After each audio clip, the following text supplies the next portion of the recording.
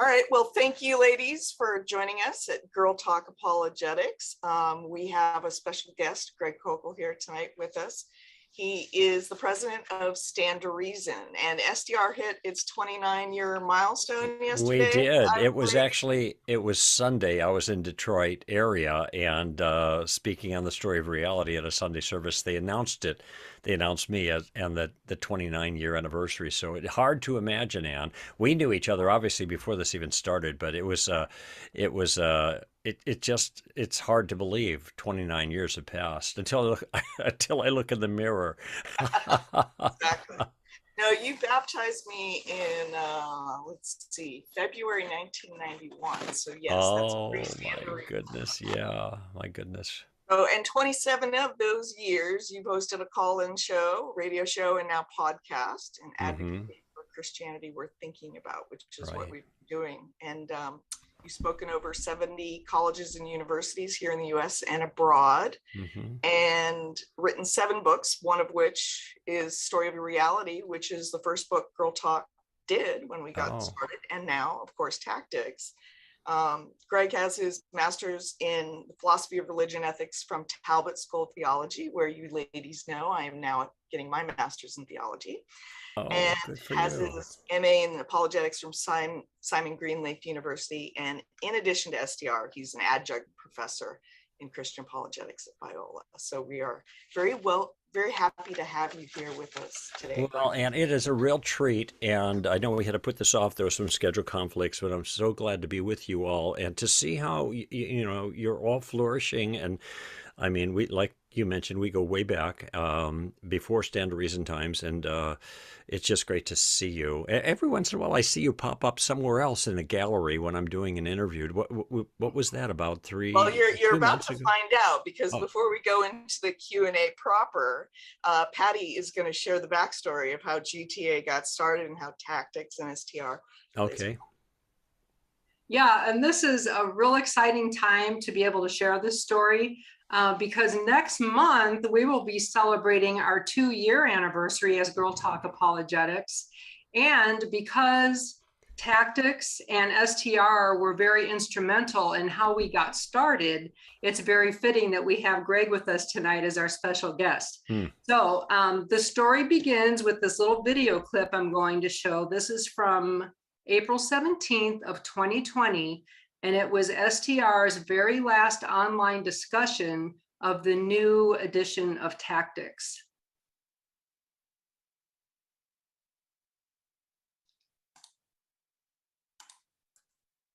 Are you going to share the screen? Okay. Yeah. Okay. And since we're running, coming close to the end of our broadcast, I figured I'd pick a question that it relates to the very last chapter of the book where you talk about dry Tinder. Sure. And the whole concept of trying to get a church excited about, apologetics and whatever. So yeah, that's in the last chapter. It says she tried implementing dry Tinder, but have had trouble finding women committed to reading and discussing good books. Well, you're not, Patty, God bless your heart. You're not the first person who has run into that difficulty. And I want to be careful what I say at this particular moment. Put it this way, that activity is just more popular with guys than it is with gals, generally speaking. And in your community, I don't know how large it is, but especially in a smaller spiritual community, that might be, and particularly one that may be given to a whole different approach. If you're in a Pentecostal charismatic community, you're going to have a hard time. And I just know this because the emphasis is quite a bit different in those communities. I'm not judging or anything. I'm just saying that's the way it is. So it might be, we can pray about God bringing some people to you, obviously, but it might be that you're swimming in a real small pool there and you need to expand a little bit. And this is one thing we've learned in the last 2.5 months is how capable we can be in expanding in relationships with people who are at a distance. I mean, we're doing it right now, for goodness sake.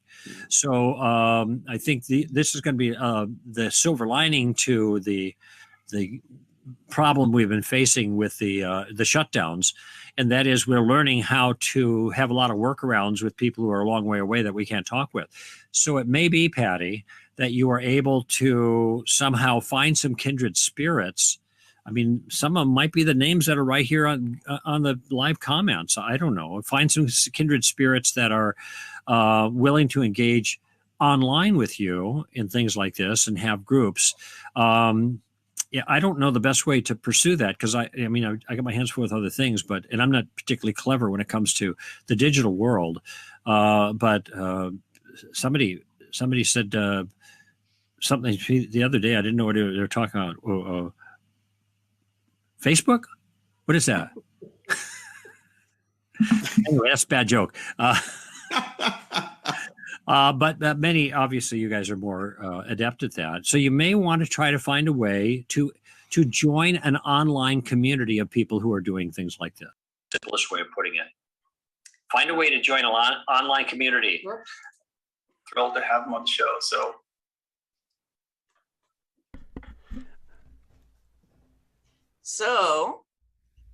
So then, well, I lost you for a minute.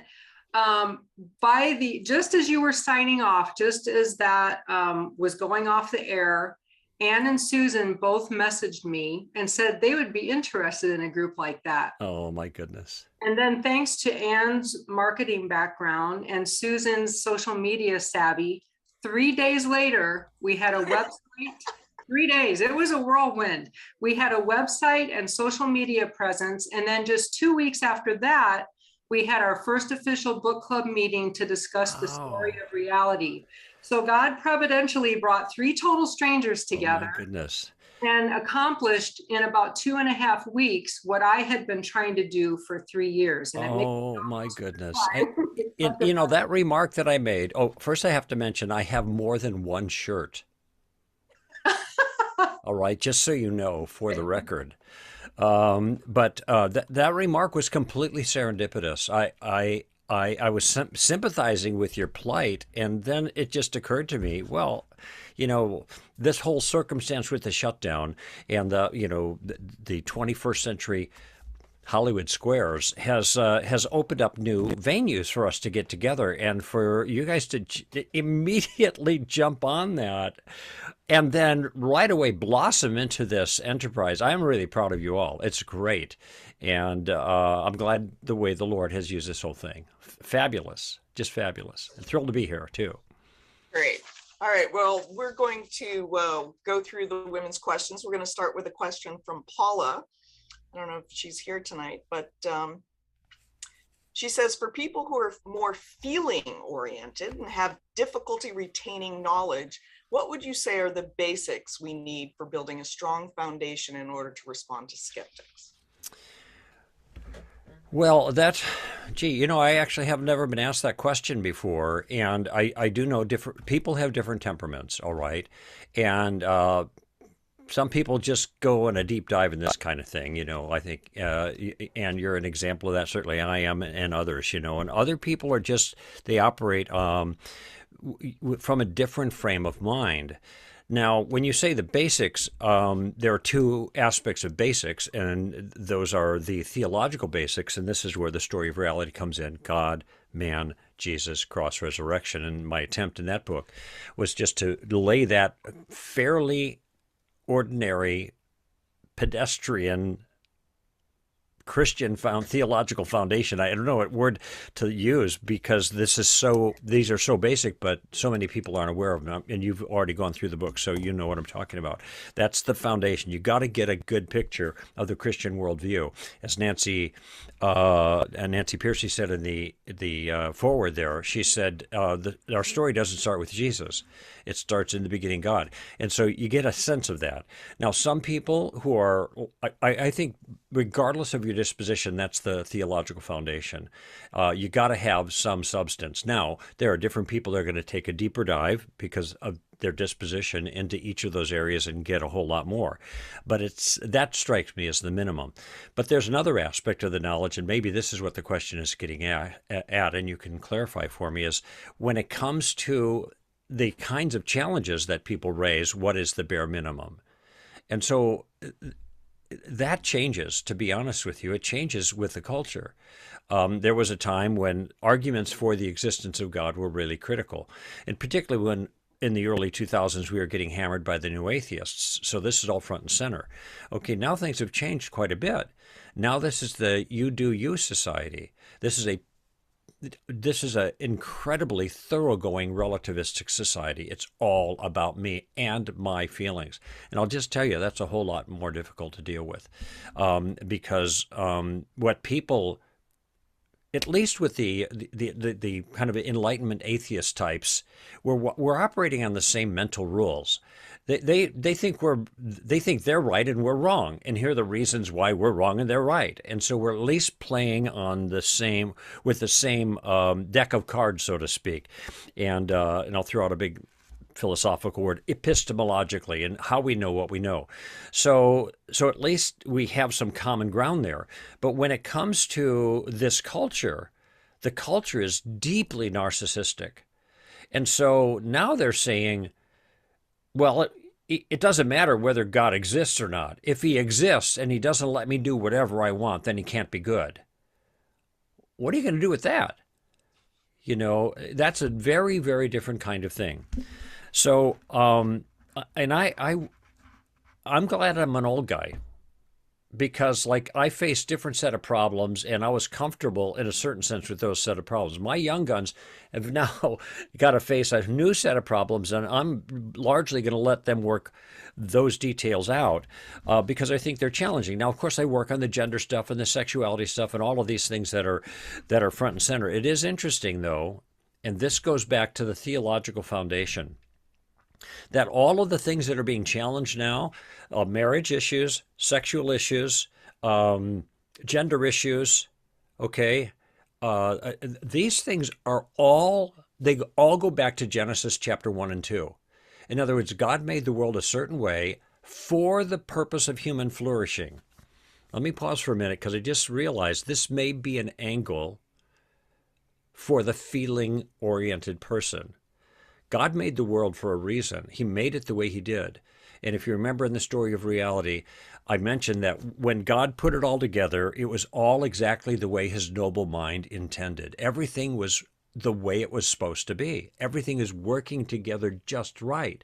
It was a smoothly oiled machine, so to speak.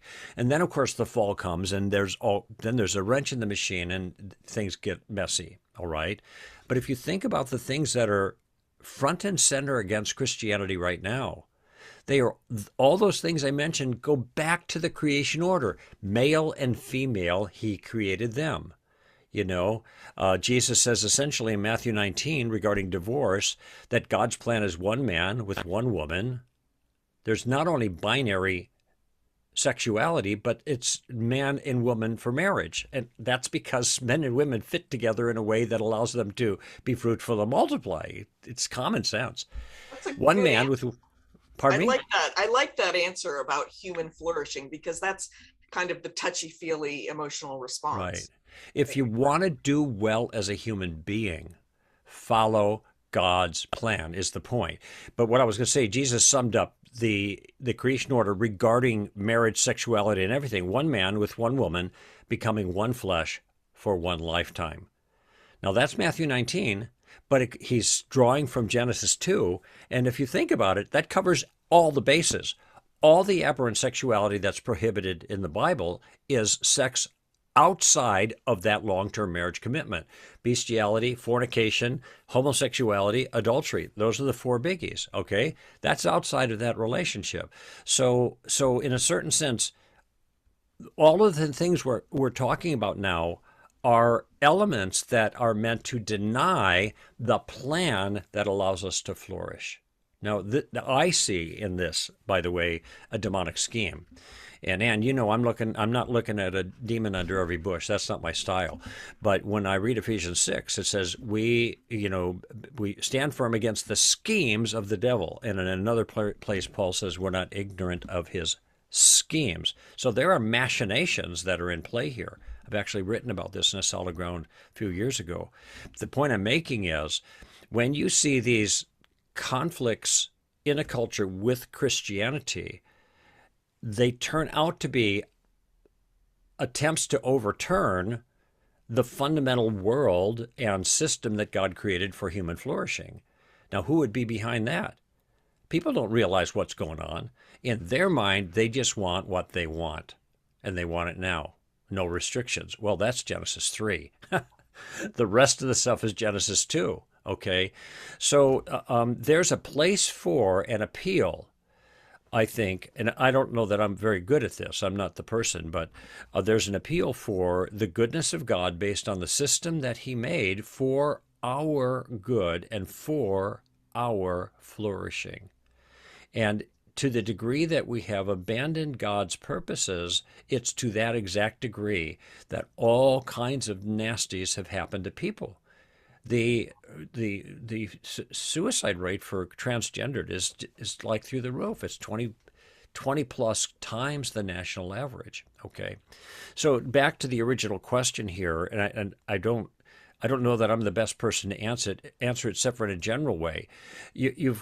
We have got, when we defend the gospel, we have to defend at the points of attack. Now, this goes back to B.B. Warfield, and the old Princetonians at the turn of the 20th century. And he said, if we're not fighting at the place where it's being challenged, then we're not defending the gospel. And a lot of those hot spots now have been changing over the years. Some of the old ones still are there, so there's a place for me. But there's a lot of new ones as well.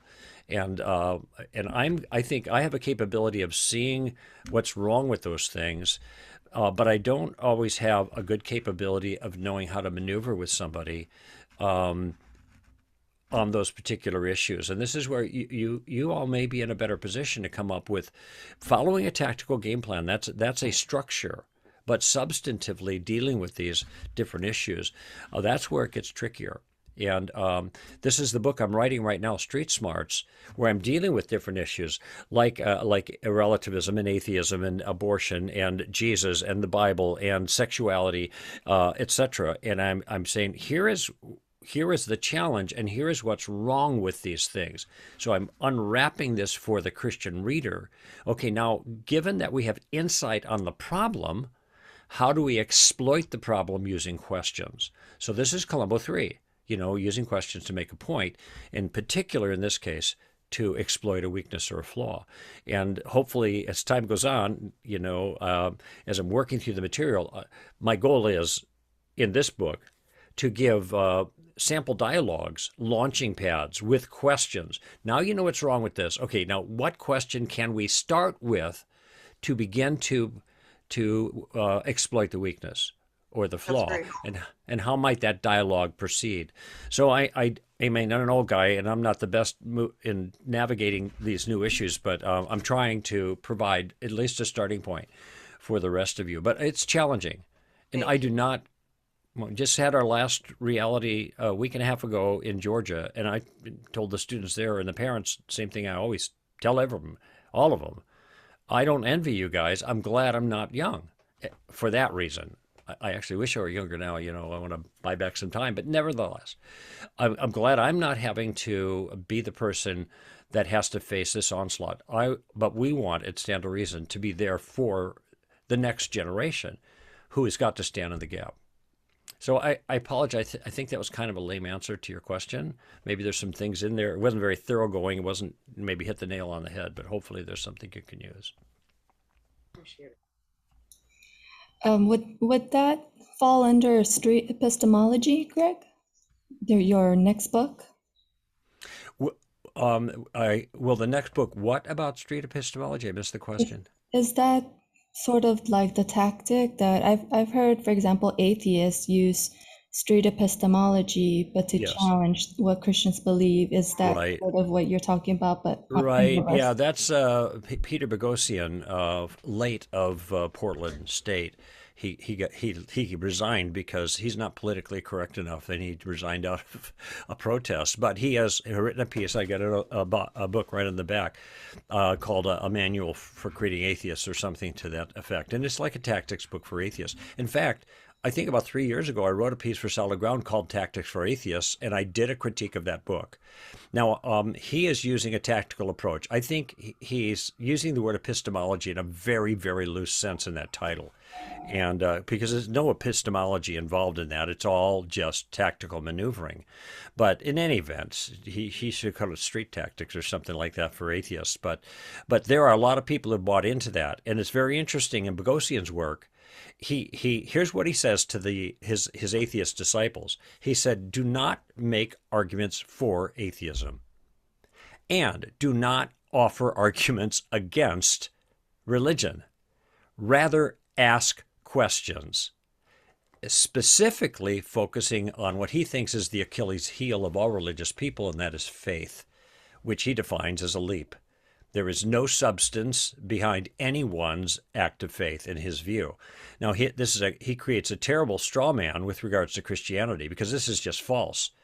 This is not what Christianity teaches. And, I've done a lot of work showing that, and maybe I'll do some more in the new book, Street Smarts. But so he's a force to be reckoned with, though, because he is training atheists. Now, when you read his book, and this is in the critique I offered, and by the way, in the 10th anniversary edition, there is some information about Boghossian's street epistemology and street smarts, because I think that I think it's in the section about how you respond when Columbo is used against you, and that's exactly what he's teaching people to do. I'm very careful to advocate. Can't control what people do, but what I advocate is that you do not use Columbo in a manipulative fashion.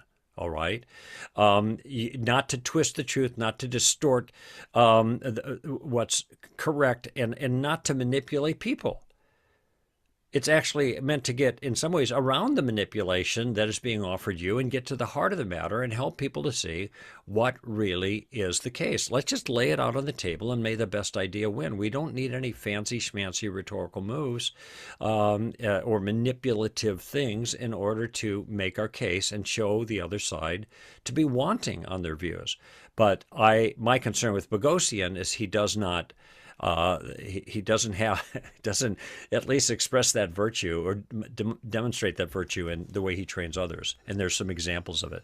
So that's my quick take on street epistemology. I don't know if you had a more particular question. Yeah, I was just curious because I had heard about that and I was just wondering. But thank you for answering that. So Donna has a question. Her question is, how do you fight the tendency to be jumping ahead mentally in a conversation instead of really listening? Mm-hmm. Well, there's two things here. One is I do jump ahead in my mind because I'm strategizing. There's nothing wrong with that if you can do it and stay in the moment. Okay. Actually, I was talking to one of my teammates about this yesterday because he's a newbie on our team, and he's a young gun. And I don't know, some things, you can't teach, it can't be taught, they can be caught. And so if you keep beating around the bush about it long enough, it rubs off on other people. And this is one of them. For me, after all these years, when something comes up, it's pretty easy for me to see a little outline in my head about where I want to go with this. I just mentioned a moment ago, well, there's two things going on here, it just comes to mind. And if you're able to do that, that's good. If you kind of look ahead, then you're organizing your approach to the question. If you can't, then don't worry about it. Take what's right in front of you as best you can. And as time goes on, I think this will become more second nature. So there is nothing wrong in a certain sense with looking forward, strategizing your response if you can do that.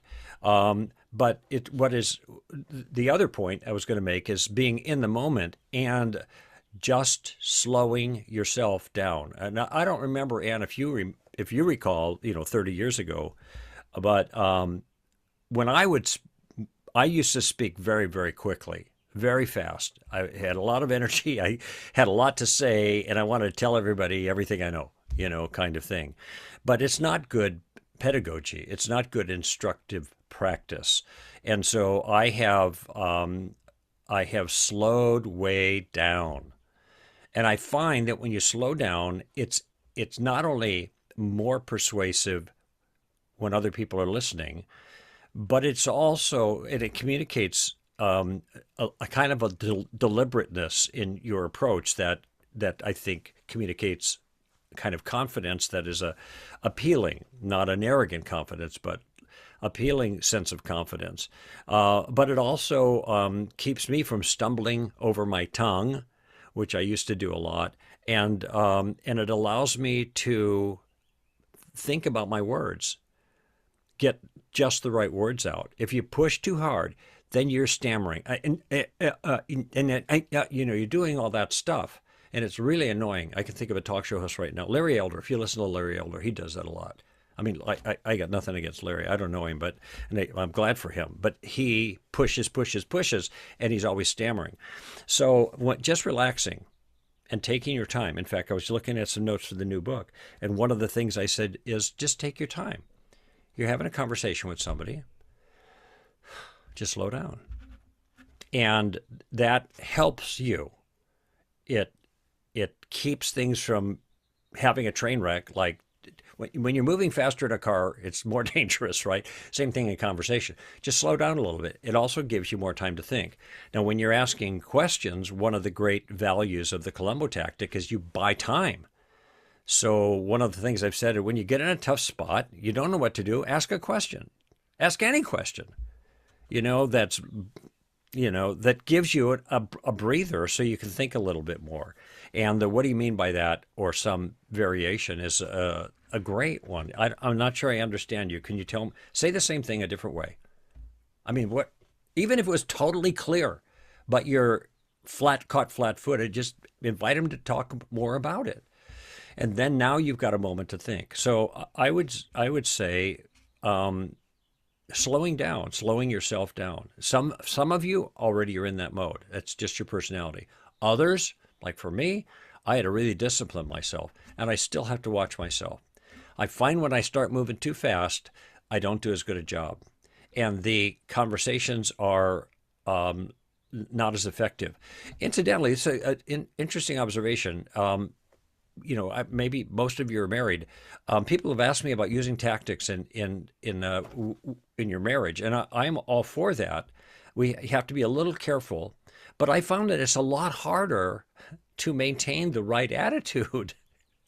I say in the talk, I said, if anybody gets mad, I'm going to lose. So you don't want anybody in the conversation to get mad. Well, that's a good principle for marriage.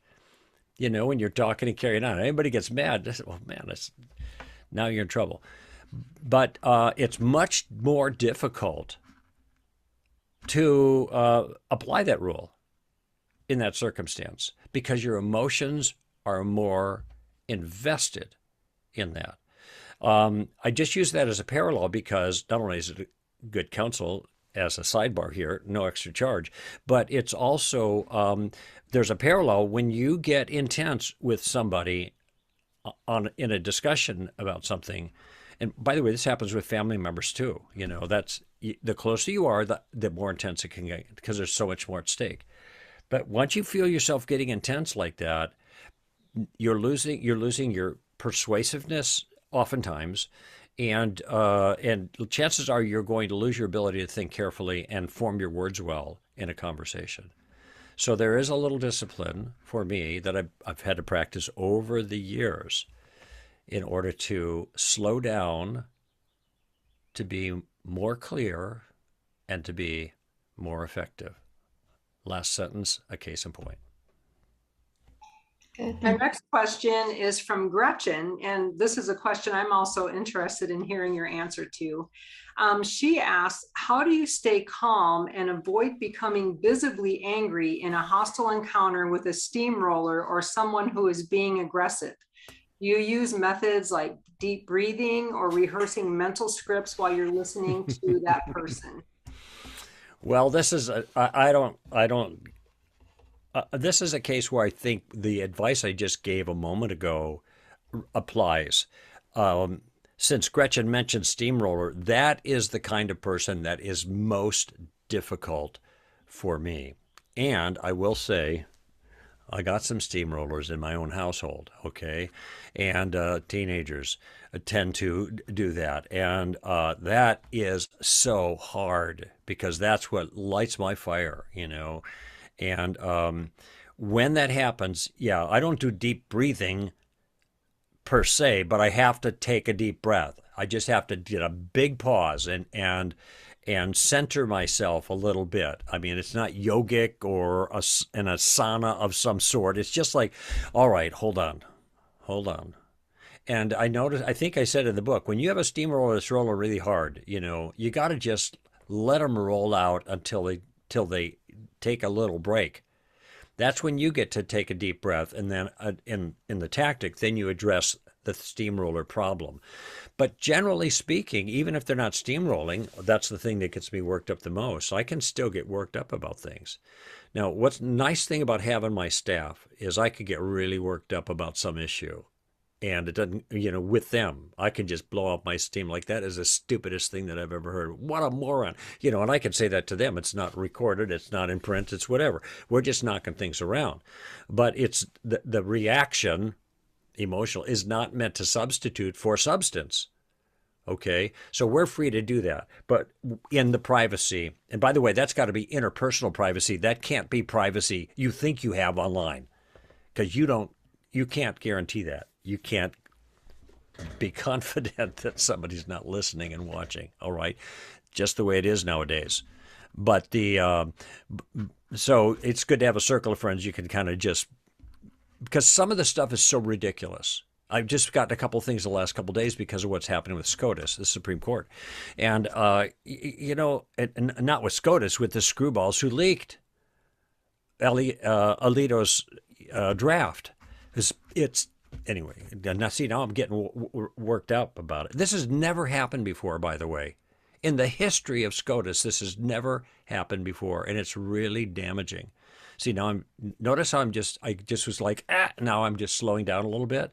So I'm forcing myself to slow down and talk about it, because if not, then I might use a bad word or something. So I just have to relax, and so that's what I do. I just tell myself, all right, slow down. If there's another person talking, I got to listen, my family member or whatever. If it's one of my kids that's steamrolling, well, that's a separate issue. That has to be addressed as a character issue, but I got to be careful how I address it. So it's just, take a deep breath, and some of the stuff in the steamroller chapter would apply in this circumstance. But fortunately, most of my conversations with other people, because I use a tactical approach, they don't get out of line. I'm probing, asking them. I'm not preaching at them, at least initially. And even when I want to preach at them, I'm going to try to use questions. That's Columbo number 3. Make my point with questions. And those of you who have begun to employ the tactical approach, I think you realize this really makes everything more relaxed, more easygoing, and Absolutely. Therefore more friendly, and I think more persuasive. Okay, so this sort of leads on from that. Mary has this question: how would you handle someone who makes a claim and then, after being asked so many questions by us, says, stop asking so many questions, or I don't have to defend my beliefs? Well, I guess if somebody were to say, I've never had anybody ask me to stop asking questions. And part of the reason I think is, and this is just experience. I've interacted with some people who read the book, and what they use the first Columbo question, what do you mean by that? And that's the way they phrase it every single time. What do you mean by that? What do you mean by that? All right, what do you mean by that? And it's like, now it starts to, sound like, we have face to make you answer these questions kind of deal, get the bright lights on it and everything. But my approach is much more conversational. And so I'm saying, now that confuses me a little bit, because you're an atheist, right? Right. Well, what's behind this thing that you just said? I need some more information. So notice how this is a very conversational, and there are lots of different ways that I can do that. I'm confused. Help me out. Help me understand this.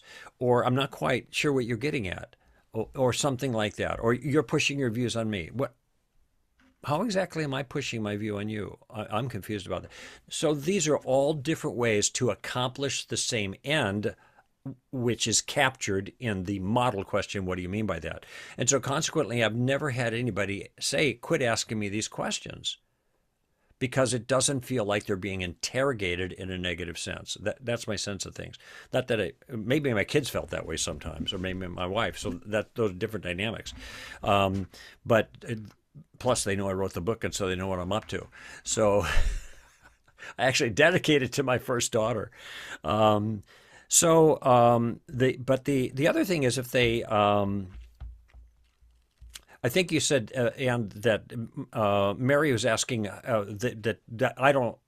How do you respond to somebody who says I don't have to give evidence or proof for my view? I don't have to defend my beliefs. Oh, like I have to do. Well, sure. My response is, if they said, "Well, you're right. Nobody has to defend anything."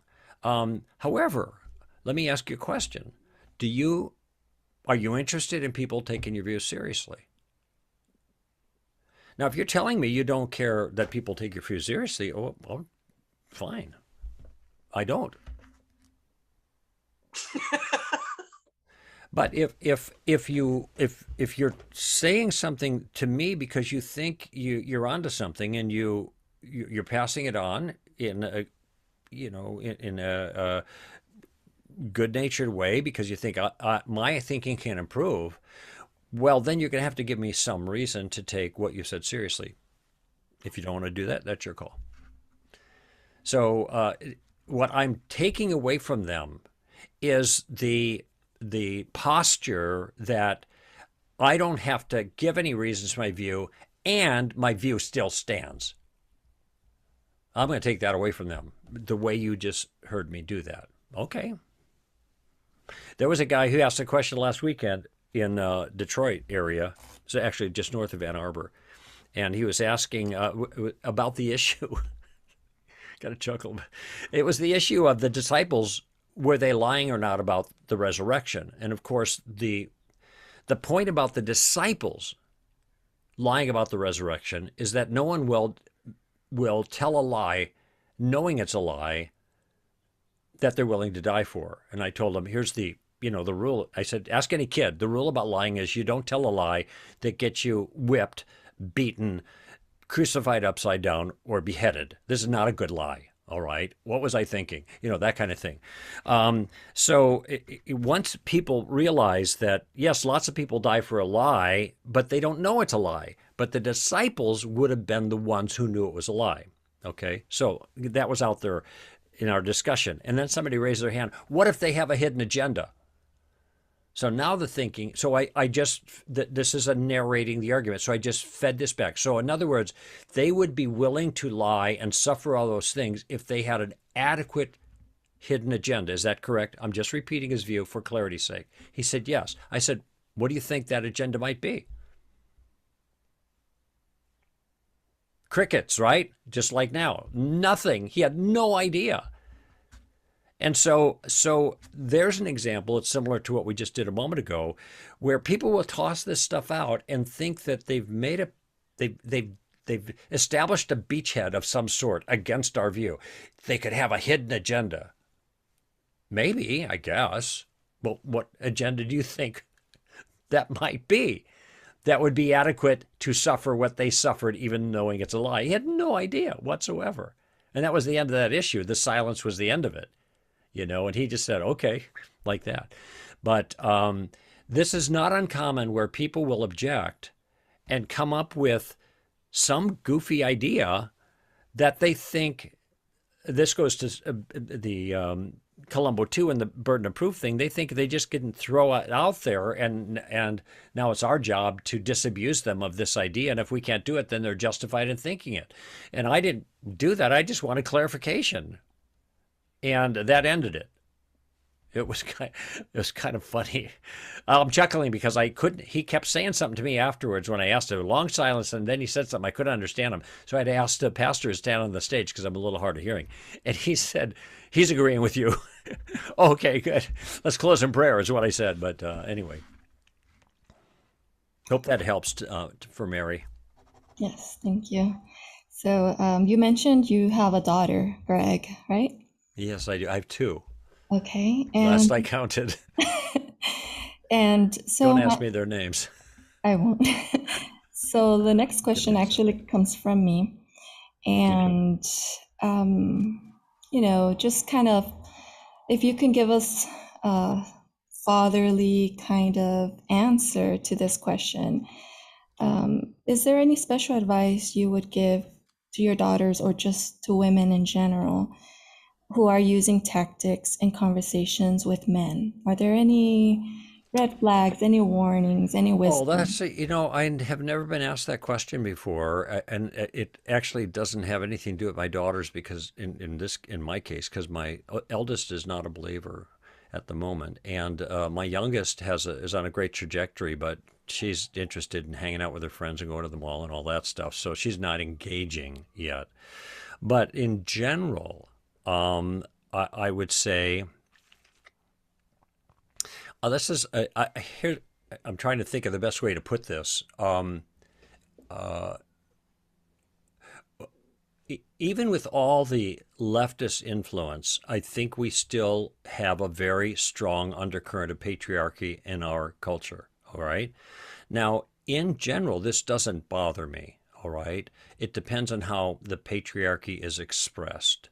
My view, my worldview, my biblical view, has to do with men being protectors and leaders and providers and all of that. And I think men are well disposed in terms of their natures to do that. That obviously can be abused in a toxic way and often is, but I don't think that masculinity is toxic in itself, and that's the message that's been communicated the last 50 years. And this is why, as many women know, men are deeply and profoundly feminized, and it drives women nuts. Okay, who's the one who buys the car? Who's the one who's got money in their savings account? Who's the one who's got the steady job? It's the women. In their teens and their 20s and whatever. It's the guys are losers. Anyway, so I think that there is, but nevertheless, I think there's a remnant of this flow, this appropriate kind of patriarchy, even though it's not in the younger generation, I think, lived out in an inappropriate way. And this is not to say at all that women have no capability or role in doing some of the things that are demanded of them and stepping up and, or as I tell my daughters, man up, kind of thing. In other words, be courageous and do the tough things. And women are capable of this, obviously, and they do it all the time. However, what I'm talking about is a dynamic. So if I were a woman, I would want to be careful that I didn't approach a man in a way that felt to him like I was being pushy and domineering, because that's going to push the wrong buttons in him. All right. And I think this culture has bred that kind of woman. You go to any magazine with pictures of models, all right? You go to Vogue. You look at anywhere and you got angry women everywhere you look. This is the standard look of models. They will look at you. They're walking down the thing with this angry, hostile look. I mean, don't take my word for it. Just go look it up. You won't find it probably in Good Housekeeping magazine, but you're going to find it everywhere else. You'll find it, or just walk into Bullock's or whatever, and they're just angry, And so this is, by the way, this mode has been around for about 40 years. I noticed it a long time ago. And so it's chip on the shoulder kind of attitude. Guys don't like this, all right? And it's not toxic masculinity. It's not like their egos are challenged or whatever. I mean, for some, maybe. It just doesn't seem right. It doesn't seem pleasant. Just like if a guy was really toxic with girls, so gals aren't going to like that. So guys don't like that. And so my suggestion is that be aware of that. And if it seems like in your conversations you're thumping them on the chest or something, they're going to react worse to a woman doing that than a guy doing that. Okay, it's not good manners for anybody to approach in that way. I can do that with my friends. You guys know J. Warner Wallace. I can throw Jim to the mat, and he's a cop. So, and we're friends, so no problem. But when you're dealing with other people like that, we want to be virtuous. This is the knowledge, wisdom, character side of the ambassador approach. And so that's what I would say. I would say women, generally speaking, I mean, in the culture, and I'm not talking to any of you or any particular woman I know, but there's deeply influenced by this whole thing, chip on the shoulder, angry, and you see it in the models, whatever. And so if that comes across, you're talking with a guy, and it seems like you're getting his face. I think it's anybody acting that way, that's a negative. But I think guys are going to respond worse to a woman doing that than a man doing that.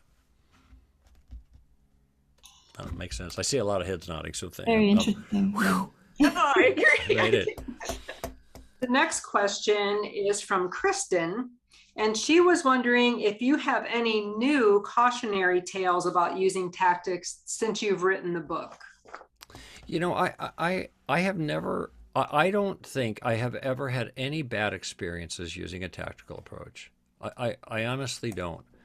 I have some people that, this goes back to the earlier question, where are wooden in the way they use these things in their beginning, and it's okay. It's a growth process, but I just have not had any bad experiences. Asking questions, probing people, drawing them out. One of the reasons I mentioned in the book that tactics the questions are so appropriate is because you're showing interest in the other person's point of view. I mean, this is like every psychology book on relationships and marriage and everything else. They all say the same thing. Draw the other person out. Listen. This is active listening. So this is the best of the best, it seems to me. It's harder for some of us to do that. That's the difficulty. But maybe Kristen is getting at something that I'm missing here. But or maybe you guys have had some bad experiences that you want to mention here that I could respond to. But I just haven't had any. In the book, there's a new illustration, or an anecdote. 2 years ago, I was in Seattle, and I taught Friday night, and throughout the Saturday conference, there were other speakers there. I wasn't carrying the whole load myself, but I was tired on Sunday morning, and I'm not a morning person. I wake up really slowly. Before my first cup of coffee, I'm an atheist, that kind of deal. So I would pull my roller bag into the hotel restaurant, and I'm going to preach at a church that Sunday morning, so I'm trying to get some coffee and some scrambled eggs or whatever. And this gal comes up to me, and she's way, way too energetic for that time in the morning for my temperament. And she's, "Hey, how you doing? Why you doing?" I'm going, "Oh, go away."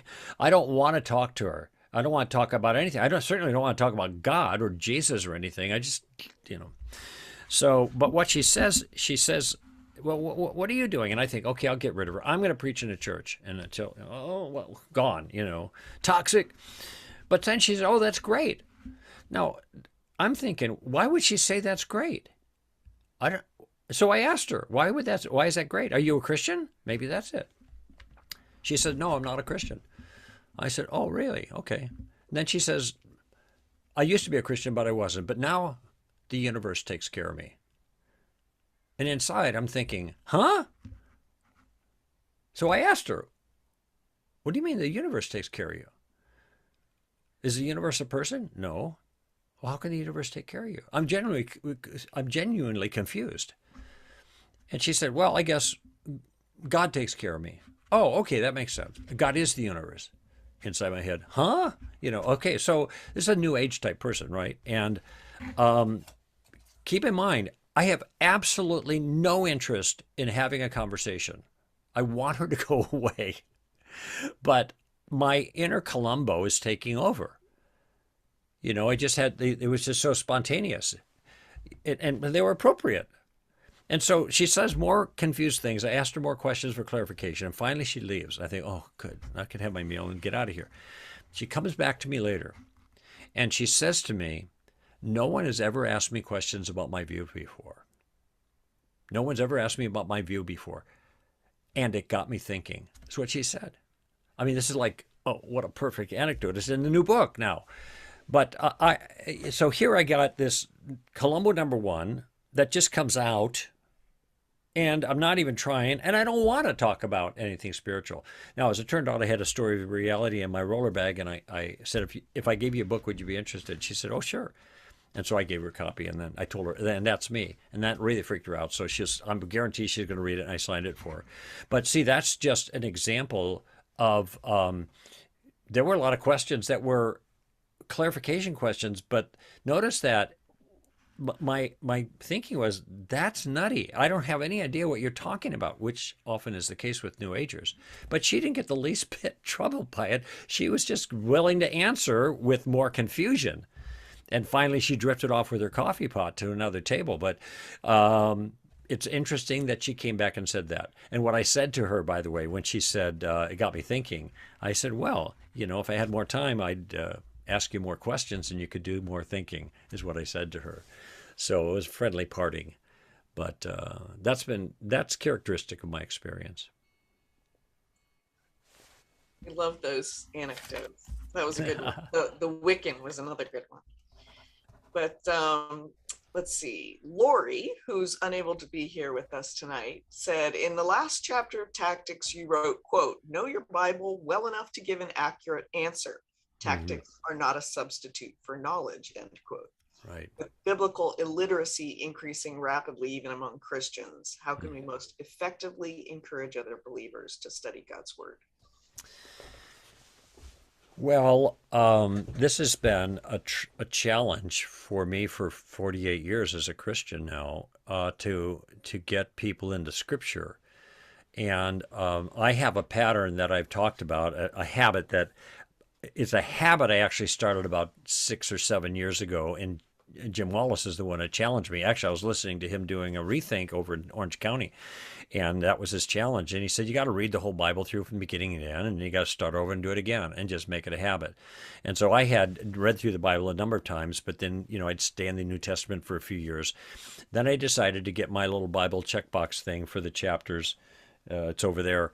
And just, you can get these things online and just read through the whole Bible. It's a Bible in a year thing. It takes me 3 years, maybe 4. I finish it, and then I get a fresh sheet. I start again. I want to be in the habit of consistently reading through the Bible for the rest of my life. And I wish I would have started this 48 years ago, because this is the whole counsel of God, and it gives you a sense of balance. There's a lot of things you're not going to understand. All right, just read it. A lot of things you didn't understand that start to come into focus now the more you do this. And that's not to substitute for other thoughtful study in areas that you're interested in. But this is a way of continuing to inform that foundation. All right. Then I think, so that's a basic, every Christian. All right. And use a real translation. Don't use a Living Bible or Good News for Modern Man or any of those others. Find a real translation. And so this is going to be like New King James or NASB or ESV, English Standard Version, or NIV. Oh, ouch. It hurts to say that. Nearly Inspired Version. But Zondervan published it, so it's my publisher. But I don't like the NIV because I think it's a little bit sloppy. But nevertheless, it's a pretty good translation. You want one of those that are like there are two different types of translations. There is a dynamic equivalence, and there's a direct correspondence is what they call. So the direct correspondence, like a NASB, New American Standard, is going to really stick close to the words. But because it's a direct correspondence, it feels to some people a little wooden. NIV is more of a dynamic equivalence. They look at it and they try to find a more general way to say what they think it's saying. But that takes interpretation, and sometimes I don't think their interpretation is accurate. I'd rather stick with the more wooden. I don't think the New American Standard is wooden personally, but in any event, the point I'm making is have a good Bible and just stick with the same Bible your whole life. And the reason is because as you're reading the same Bible over and over and over, all these verses start to stick. Almost every verse that I could recite for you, I didn't try to memorize. It just stuck because I was focusing on it, working with it, thinking about it, and it stuck. The verses that I try to memorize, I'm not so good at remembering. The other ones, and I can quote passages, but it's just because I read it and they were real to me. So that's one thing I'd recommend. I do think it's really good, and some people don't have this disposition, but get yourself a good systematic theology. And what a systematic theology is is it takes topics, classic theological topics, and develops them based on the biblical revelation, what they find in the Bible. So you're going to have God, here, God, man, Jesus, cross, resurrection. The resurrection being the final resurrection. So that's theology proper, that's anthropology, that's Christology, that's soteriology, and that's eschatology. So these are the fancy theological words that describe these categories of Christian information. But it's good to know the categories. It's the substance, and you're going to have some variations with different points of view that's reflected. But it's, I mean, if you get a good, accessible, systematic, and burrow a little deeper in some of these principles. Some people, I say, hey, look, the Holy Spirit's not going to sit on your shoulder and talk in your ear. It's a popular view now, but it's not taught in the Bible. And then they say, well, if he's not doing that, then what good is the Holy Spirit? And now I know they've never done any pneumatology. They have never studied the role of the Holy Spirit based on the biblical revelation. And that means they're really weak in that area. And this is why they got taken in by something that I don't think is biblical. So I think the second level now is to build more understanding in these categories. By the way, the areas that are most challenged right now are Christology, that who is Jesus and what did he come to do, which would be soteriology, salvationology, and Christology. My husband came to me the other day. He was reading an article and he said, what's soteriology? I'm like, I have never loved you more than I do this one. Yeah, but it's important for us to have that down. Right. The thing that has stabilized my Christian life more than anything else has been understanding the grace of God. Well, we have one last question here before the hour wraps up. So Susan, yes, will ask.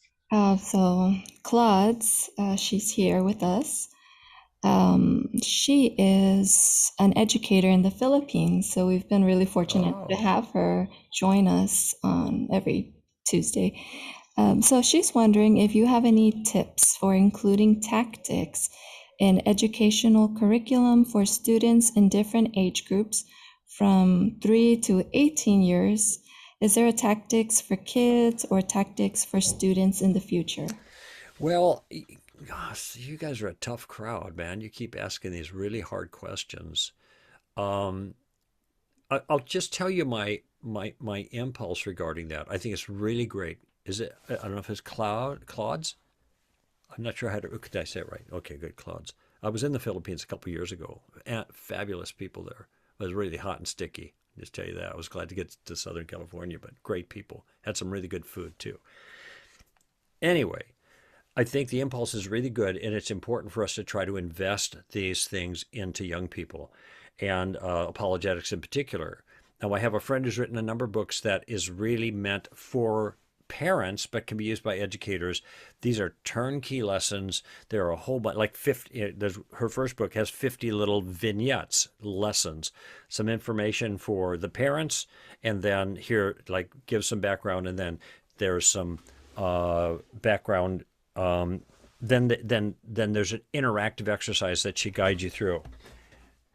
And I'm looking for the title over my shoulder here, but her name is Natasha Crane, Crain, and I can't remember if there's an E on it or not. I don't think there's an E, Crain.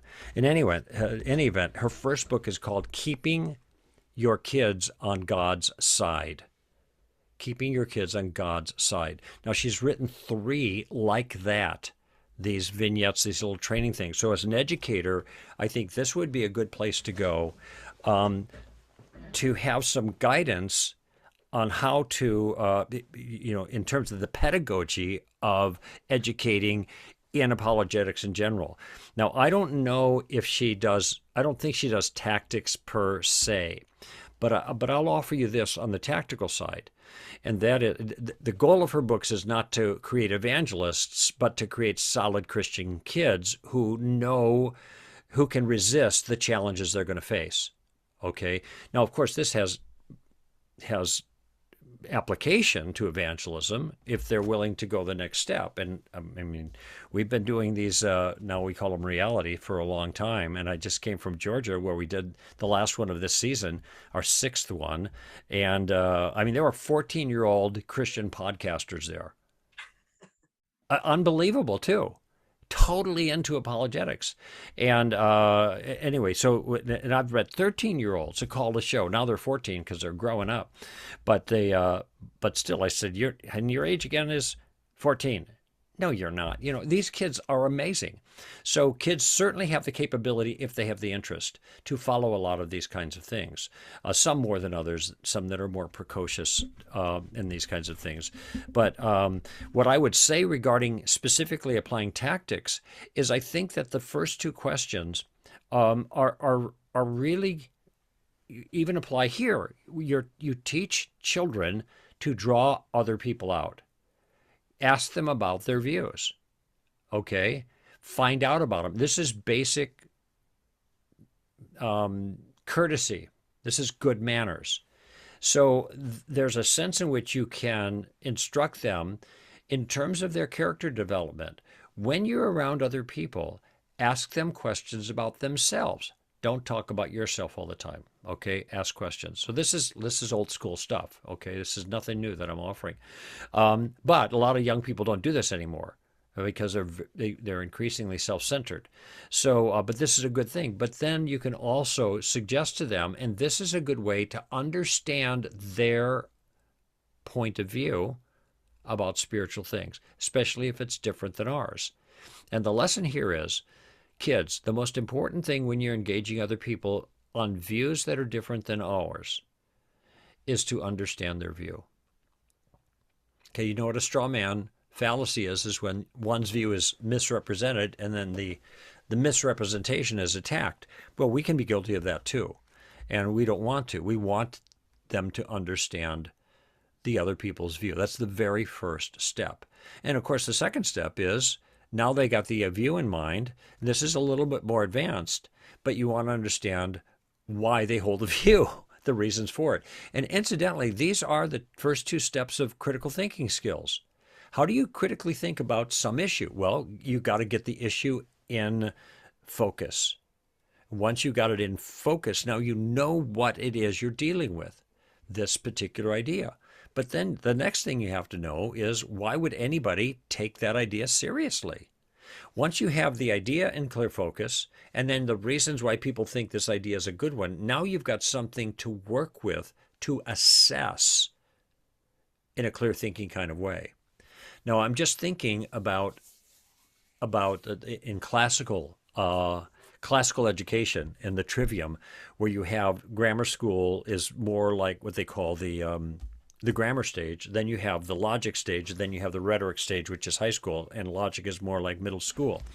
And in the way kids learn is that when those earlier stages, they don't really know how to process, interact, how ideas fit together and all that. It comes later, but they can memorize really well. They get multiplication tables, they memorize words, they do spelling bees and all that other stuff. Well, to me, this is somewhat kin to understanding another person's view. All right? So you're just getting the facts. You're not assessing. You're just getting a clear picture of the facts.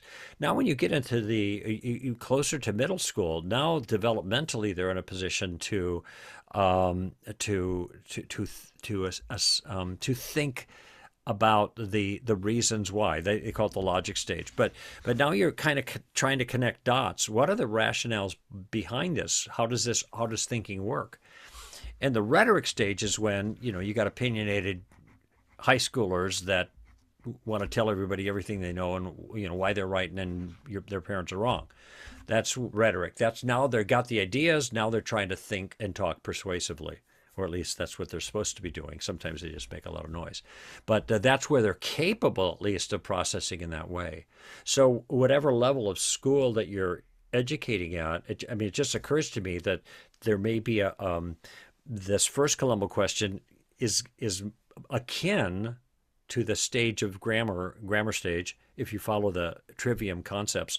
And how'd you come to that conclusion is probably more like the logic stage. So these kind of blend together a little bit, but I think if they're younger, teach them to draw other people out and understand other people's views. When they get older, a little bit older, then they want to learn more about what are the reasons why people would hold that. They're developmentally capable of kind of connecting those dots. And then once they're able to do that, and then they're in their blah, blah, blah teenage stage, then you want to teach them to do that, to blab well as well. Hopefully that's the goal anyway. I think that was extremely helpful. Don't you think, Claude? Yeah. She's in charge of the whole school, I believe. Oh, good for you. Like good the principal or headmistress or anyway. Wow. So, well, thank you, Greg, for taking the time midweek here. Appreciate it. Oh, I am so glad to do it. I'm thrilled what all you ladies are together. It's a fabulous. Patty, your story was just magnificent, and who'd have thunk?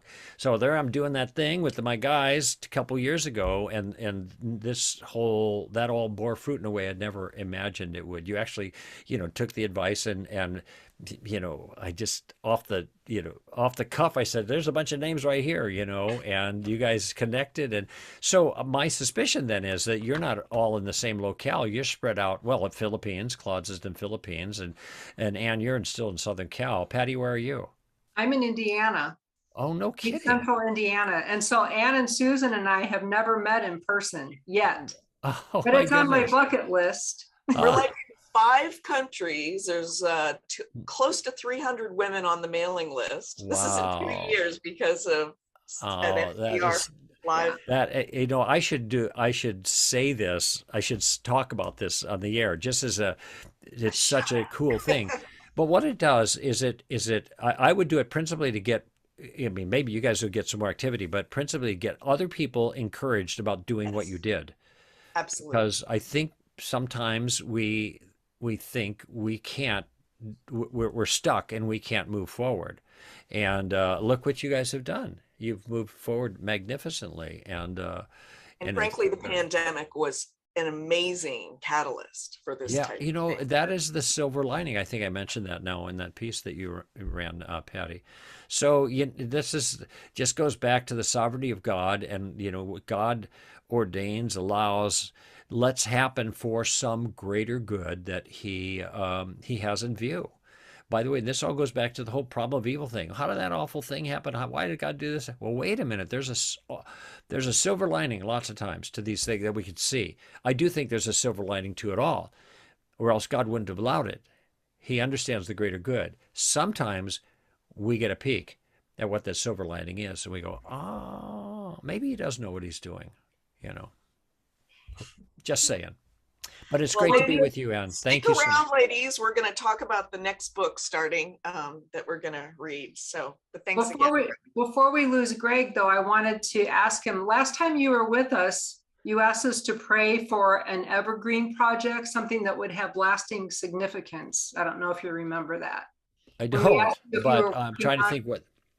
I'm not. Usually the word evergreen is applied to a book that lasts and lasts and lasts, like Mere Christianity, for example. And I'm hoping that Story of Reality and Tactics are like that. And so far, we got a good start on them. I'm not sure if I was thinking something in particular about Stand to Reason, or I don't recall what that was. That was a while back, so. Well, we were just going to ask for an update, if there was an update, and ask if there's anything else we can pray for. Well, you can,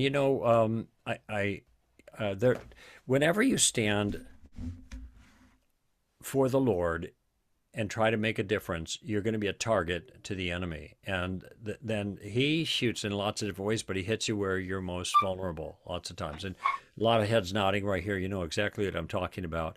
And so I would like prayer for my family, for protection for my family, and for the relationships. I have a 17-year-old.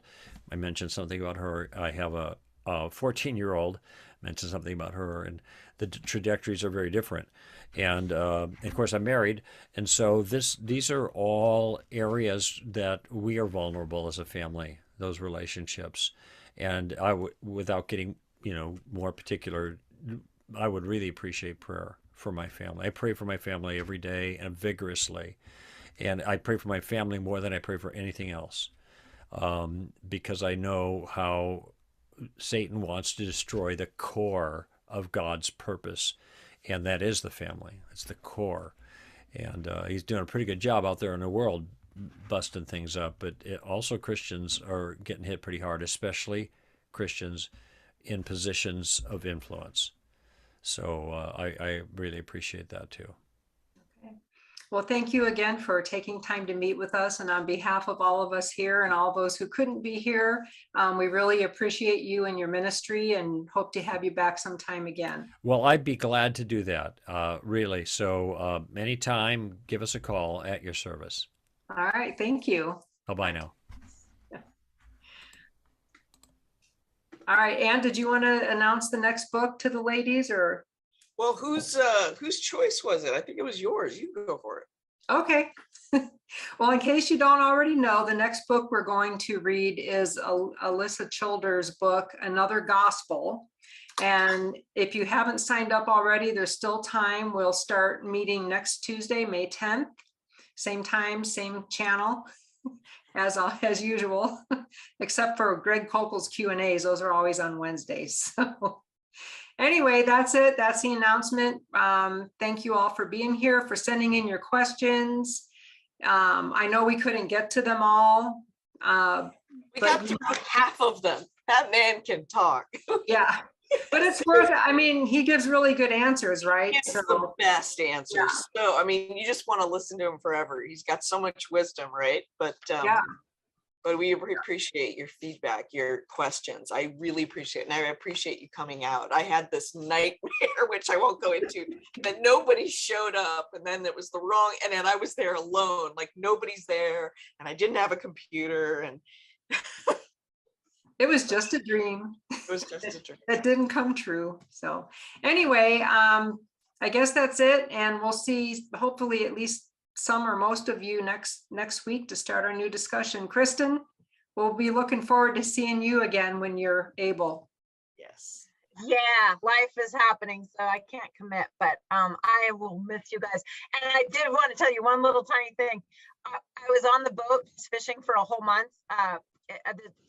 Last month, and my new crew, I never met him, came loaded with all the Hindu wisdom books. It's like, oh yeah, they're gonna be fun. So it was really, I thought about you guys so much. I was like asking them questions, I was like, this is awesome. So you want me to send you the recording each week, right? Oh, she's frozen. Yeah, that'd be great. I've read the book. I really would like to hear you guys talk about it. Yeah. All right. Okay, well, that's it. Good night, everybody.